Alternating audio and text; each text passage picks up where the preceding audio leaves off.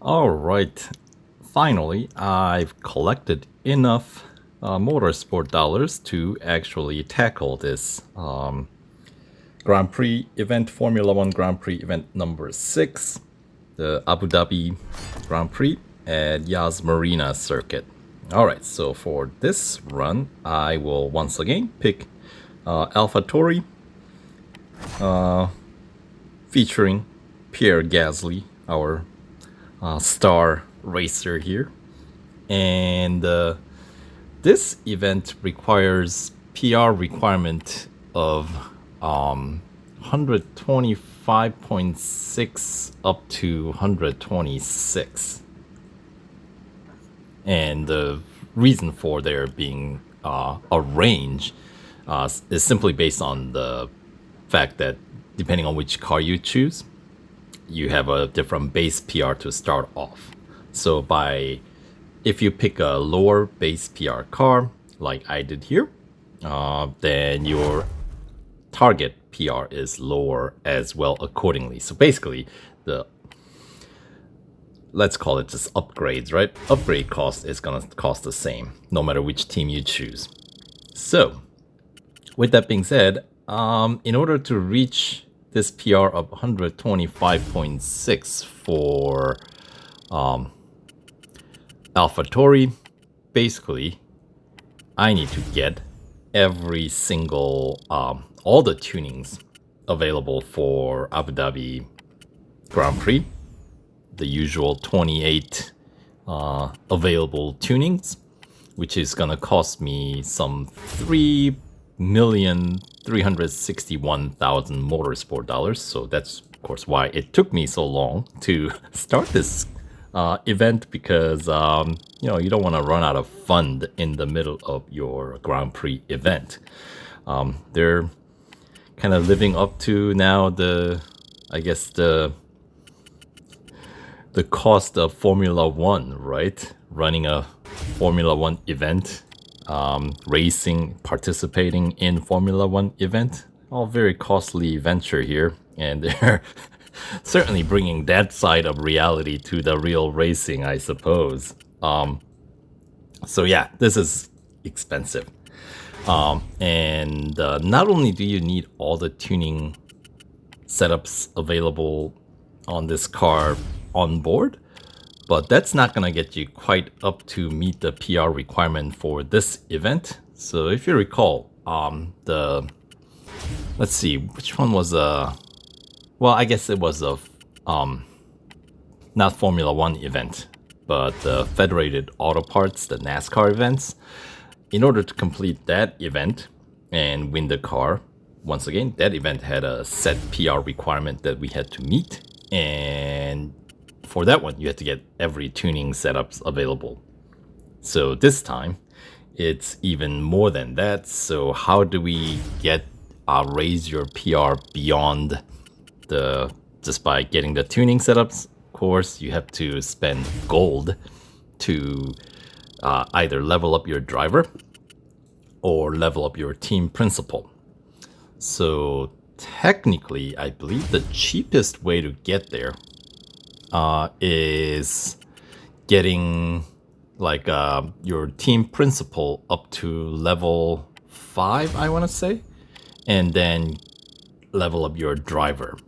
I think that's gonna cost you the least amount in terms of gold, but as you will see, I decided to go with just leveling up driver to level 3. So in order to bring your driver level up from level 1 to level 2, it costs 30 gold, and from level 2 to level 3, it costs another additional 42 gold. So there's 72 gold total that I spent, or in this video, I will be spending, since this commentary is done after I've gone through this full event. So I'm just kind of gonna be doing a on-screen commentary, I guess, in this case, instead of me commenting while I'm racing. So yeah, anyway, so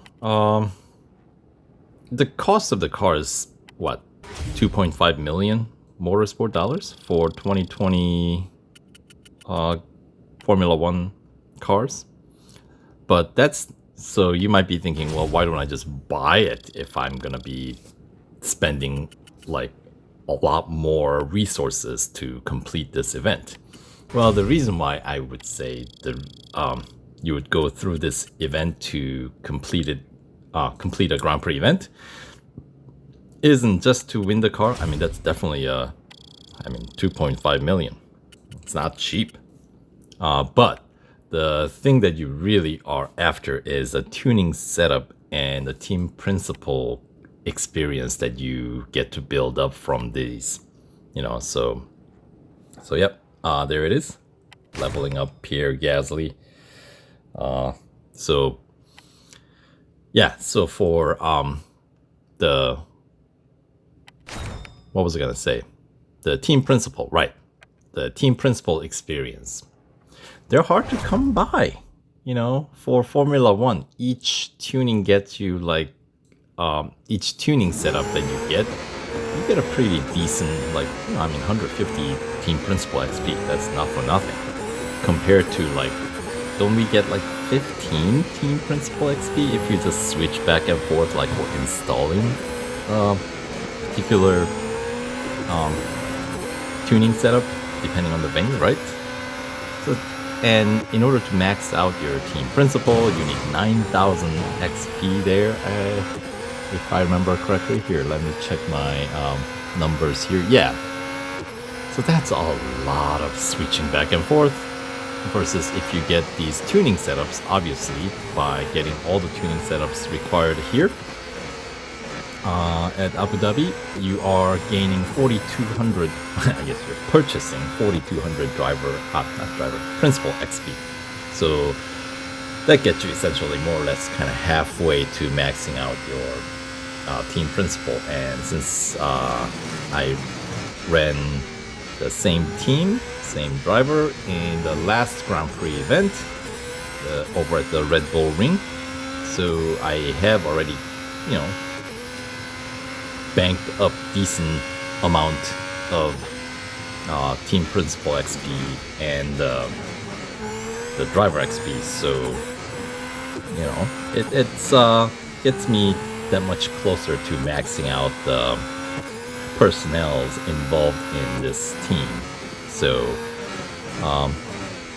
yes, whether you should max out your driver or max out your team principal, if you can afford it, there are perks for each, right? So I am, for the time being, in this case, leveling up driver, which is slightly more expensive, 72 gold, but I get 50 of it back for completing this event.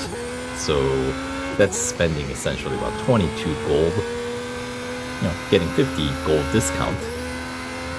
I'm okay with that. That's a pretty nifty offer.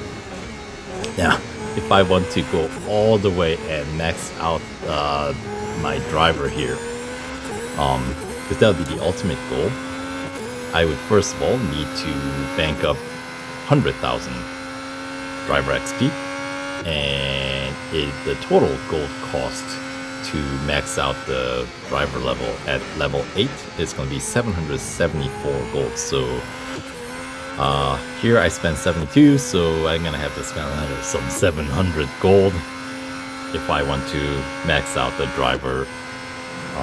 And then you might be wondering, why would I want to bother?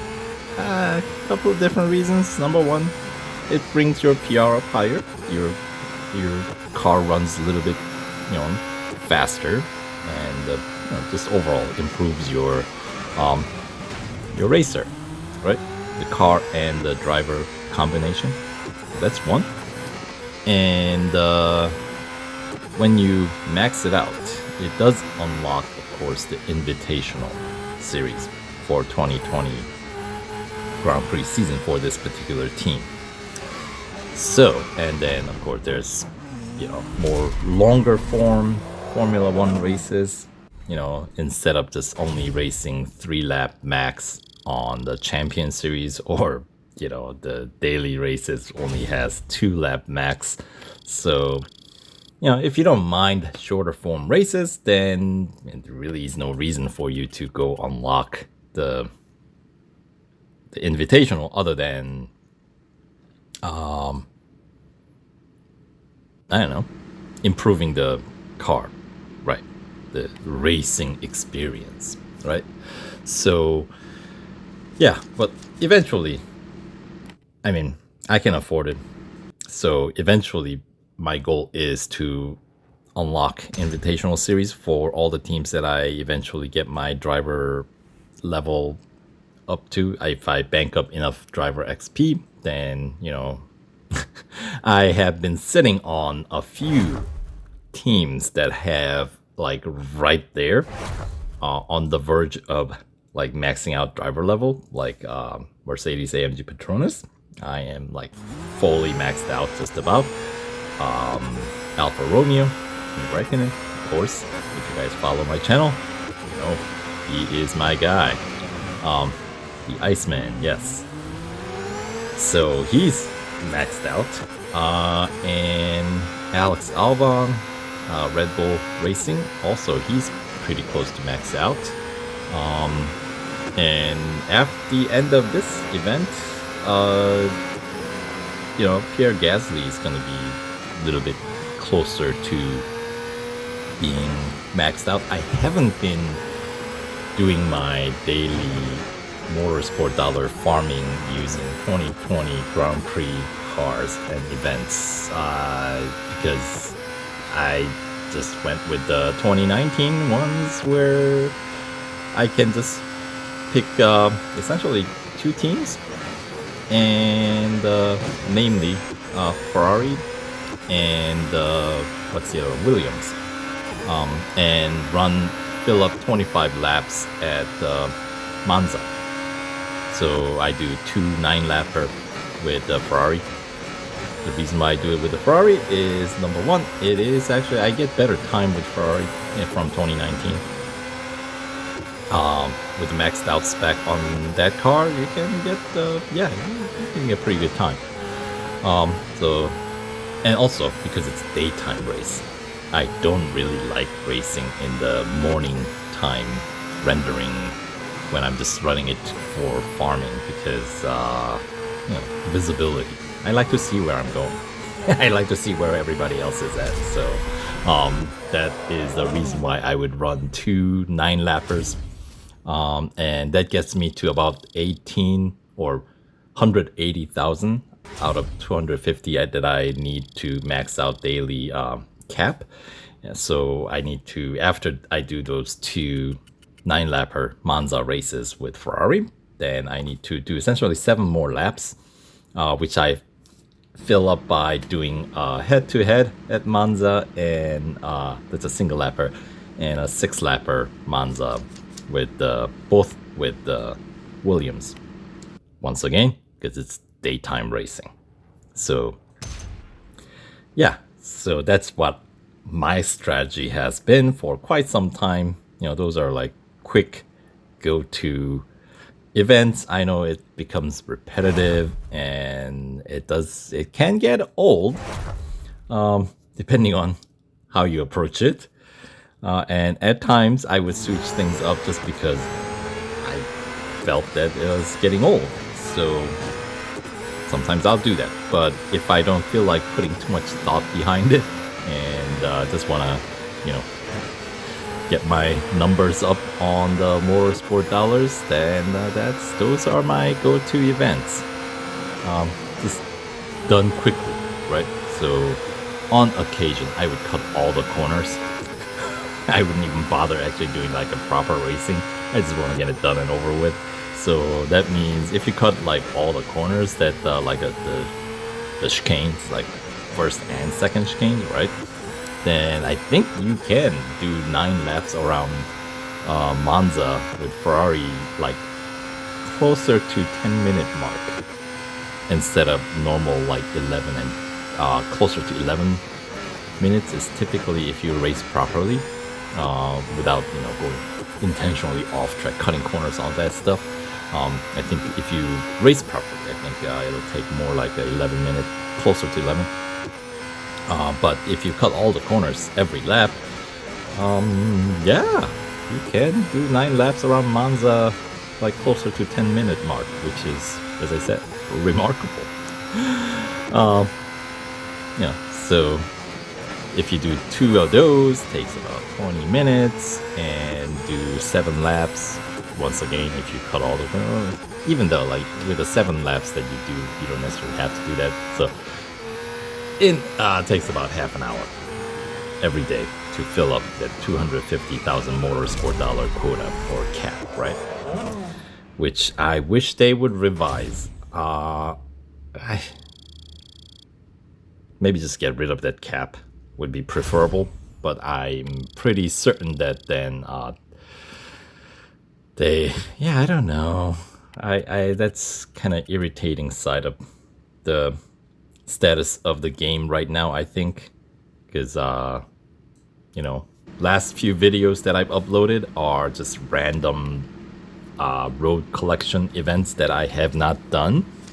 So, you know, it's like let me out of this motorsports hell. That's how I feel when I'm doing these Monza races sometimes. Anyway, so, well, since I've completed this entire Yas Marina Grand Prix event already, as I am doing the voiceover here, I'm not even commenting on the actual race because, you know, in stage 1, you know, the events are pretty straightforward. There's really, I don't think you need any help in the stage 1. In fact, for this entire event, I think the event itself, because you need so many tunings and upgrades to meet the PR requirement, event itself is going to be pretty easy. I don't remember having to redo any of the, like, all 21 goals. I mean, you can pretty much nail it the first time through. You know. And total, if you start the event and run through, obviously it took me a little bit longer because I recorded the replay, because I like watching replays. I think it looks pretty cool, especially when you see it like a, you know, picture in the corner like I have here. I think it's kind of fun to see the aerial view, and I don't know, I think it's cool. Anyway, so obviously it took me a little bit longer to complete this event, but I added like all the race time for every goal. Totals up to under 45 minutes or something like that. It's definitely under an hour. So that means technically if you get all your tunings and upgrades and meet the PR requirement from the very get-go and just run straight through without any regards to, you know, like paying attention to any specific goal, because there really isn't anything specific that you have to watch out for. When you're doing that, just try to stay, I guess, on track. There are, I want to say, some goals where they require that you stay on track. Thinking in towards the later stages, like stage 4 or 5, I think there's one, maybe the first goal of stage 5, I think you come back from the pit with the cold tires, so you have a bit slippery handling car at the beginning where you have to warm up the car, warm up the tires, right? The usual storyline in these events. I mean, we've gone through so many now. You kind of know the drill. That's what I mean. Like, you don't necessarily have to read every goal description at this point. So that, you know, you just have to be a little bit more on the conservative side and making sure you don't overdrive into corners and stay on track. The actual race time is going to be definitely well under an hour if you just run straight through. So pretty short event, and of course there's that 3-hour instant service and instant R&D on tuning. So of course that's why I went ahead at the very beginning of this event, because you know, I'm planning on going all the way through. That's the whole point behind these events. So yeah. And in terms of total gold earned, stage 1 is 5 gold. Stage 2 is another 5 gold. Stage 3 pays you 10 gold. Stage 4 pays you another 10 gold. So that is 30 gold up to that point. And then the final stage 5 pays 20 gold as a reward. So a total of 50 gold. And the motorsport dollar reward for stage completion, 20,000 for stage 1, 30,000 for stage 2, 40,000 for stage 3, 60,000 for stage 4, which is the highest. And curiously, stage 5 actually pays off 50,000 motorsport dollars. I know. So that ends up totaling 200,000 motorsport dollars. And let's see. Motorsport, like actual race winning, if you do better than what they require, you will end up with more than 250,000. Oh yeah, and look at that. There is a new livery, the Sippy, right? Thing that you win. So, alright, so that'll do it for this video. We'll pick up on this in the next video coming up. So stay tuned and we'll catch you guys there.